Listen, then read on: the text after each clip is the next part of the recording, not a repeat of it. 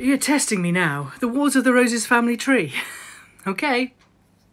So we go back to Edward III and his wife Philippa in the 14th century, and they have 5 sons. Now, the first one's Edward the Black Prince. Now, he dies before his dad, but it was okay because he had a son, and he was called Richard, and he was crowned Richard II.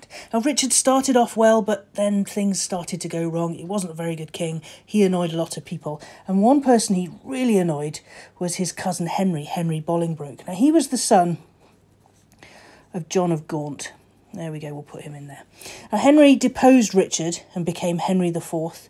He had a son, Henry V, and he had a son, Henry VI. Henry VI was a bit like Richard. He wasn't very good at being king. Nice chap, but just had a lot of problems. Up here, a precedent was set. A cousin had deposed him, so maybe we needed a cousin to come along and depose Henry. There wasn't one on this side, so let's go over here and see if we can find someone. Oh, another brother was called Edmund. Now, he was Edmund of York. And so here we see the houses. So this is the York side, and John was a Lancastrian, so that's the Lancaster side. Edmund had a son called Richard of Cambridge. He had a Duke of York older brother, but he died. Now, Richard married a cousin through Uncle Lionel. There was a Philippa, there was a Roger, and there was an Anne. And Richard married Anne, and together they had the rather important Richard of York. So these guys were fighting. Richard was killed, but he had a son. It was okay because he had a son, and he was called Edward. So Edward took over the reins and started fighting with Henry VI.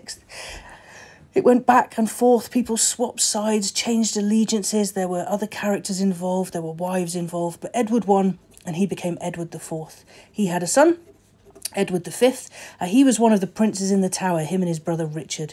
And they, in 1483, conveniently disappeared when their father died. Convenient, that is, for their uncle Richard, who now takes the throne as Richard III. Now, the Yorks are doing really well at this point, but the Lancastrians are not happy about it. Now, who have they got?